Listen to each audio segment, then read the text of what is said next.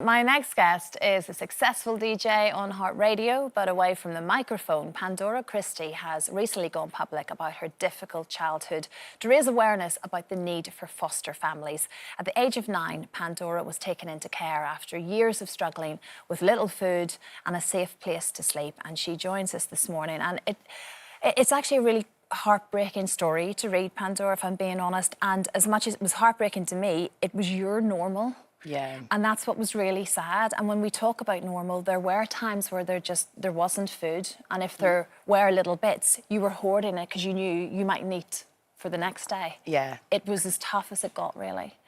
Yeah, I was actually anorexic for quite a few years just because I didn't know when the next meal was coming. So, yeah, I didn't want to overindulge and I just wanted to save it for a rainy day. So, yeah, hiding food was just part of a normal life. I didn't see it as anything different than anyone else. It was an everyday occurrence. Now, you've no recollection really of your dad. He sort of abandoned all of you when you were very, very young. So you were brought up by your mum, Jay, who was an alcoholic and had lots of her own problems to deal with, obviously.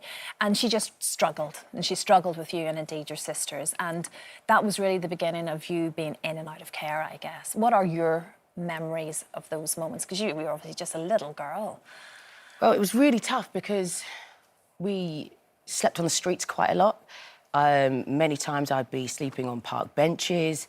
Sometimes we'd get picked up by police and I would stay in police stations. And I remember having such good memories when that would happen because it'd be like a warm place to stay. Like, you know, I'd wake up with a blanket on me in, like, you know, those interrogation rooms that you see on the TV, in like one of those. And I just remember feeling like that was like a little safe place. And I enjoyed that because I knew that in the morning, obviously, I'm going to be out on the streets again. You know, we begged at train stations, we hunted for food.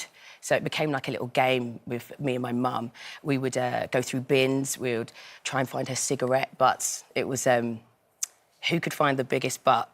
And it would be, obviously, because she wanted to smoke, she didn't have enough money to buy cigarettes herself. So I used to play like jigsaw puzzles with these cigarette butts. And obviously, you know, it was for my mum because she couldn't afford it. And it was hard, but because it was what I knew, I just thought that all children went through this. And it was just, you know, if we had somewhere like nice and warm to stay, it was like a big bonus. It was like a big plus, so. Yeah, and like we say then, off the back of that, your mum would have episodes where she just couldn't cope with the girls and you were sent then, the police would maybe come, social services were involved, and then you were sent off to various foster homes or put into care. And actually looking back in those moments, you sort of saw that almost like a bit of a holiday, in fact, because you were in a safe-ish place and it wasn't on the street. Yeah, so I was literally in and out of care from the moment I was born, so from a baby all the way up until my mum passed away, and then obviously I went into full-time foster care. But yeah, it was like a mini holiday because I would always be with these amazing families that had like huge, in my mind, it was like mansion houses, and they had like the perfect, you know, family environment. And I used to love it because it was, I don't know, you just felt that big family love, which you know, you see on the TV and you just think that everyone else has got. So, yeah, it became something that I always looked forward to. It was like, oh, I'm going on a little holiday now and I'll be back with my mum in about, you know, 4 weeks. But she struggled a lot. I think nowadays with mental health, you know, we're a lot more aware of it. People in the workplaces are getting trained up on how to spot the signs and how to help people. Whereas back in the day, it literally was, if you're struggling, you've got depression, if you're suffering from, you know, alcoholism, then it would be something where you have to sort it out yourself and you just have to get up and just start the day and pretend everything's okay. Yeah, when it's not. It's there clearly wasn't that not. help. Well, you lost your mum. You were just 9 years old and sadly she passed away in front of you. She had taken a heart attack, and we can only imagine those images will, I'm sure, stick with you for the rest of your life, certainly, Pandora. But off the back of this terrible, horrendous thing, you were put into, there were a couple of foster families, but you eventually then ended up with a wonderful couple, Ruby and Toby. And suddenly you really felt part of a family. This was the teenage years at that point, so it's a difficult time for anybody, but that suddenly felt good and right. It was, okay, so this was when I became a teenager, I kind of had like the difficult, terrible teens, as they call them, because I'd bottled a lot of stuff up when my mum died You know, I witnessed her having a heart attack in front of me, and I mean, it was just horrendous. So I kind of blamed myself a lot of the time as well, but I never told anyone that.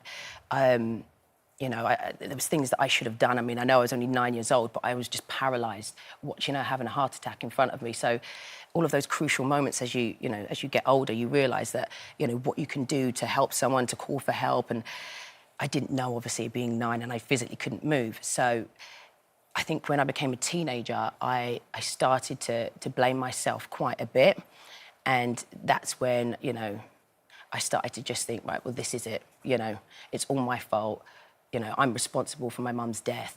And I think I became quite difficult. Like, I didn't want them to love me. Like, so my Ruby and Tony, my foster parents, I just kind of kept pushing them away, because I thought, well, I'm not going to be here for much longer because I'll be with someone else soon. Yeah. So I didn't want to get too close. But they were brilliant. They just kept on battering down my walls, battering them down.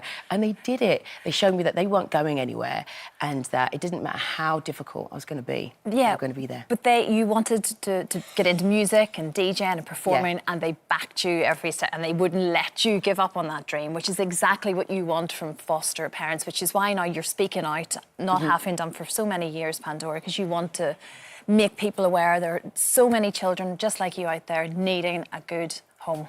I think it's every year there's like about 30,000 children that need it's it's a really staggering figure, actually. It's insane, but you know what I'm trying to do at the moment is basically let everyone know that it doesn't matter what your past is or what your current situation is. It doesn't have to determine your future. If you go back 20 years, I didn't think I'd be here chatting to you. I'd be on Heart. I mean, I just never would have thought Kim Kardashian, Mark Wahlberg, all these famous people that you do. Exactly. Yeah. Like, you're living the dream now after Literally. having had a fairly tough start, let's put it that way. Well, we send our love to your foster parents. Thank you, And your they'll love family. that. Yeah, no, well, we absolutely do. And to you as well, Pandora. It's an incredible story, but like, look at you now. Thank you. It is remarkable. Thank you so much for sharing it as well with us this morning.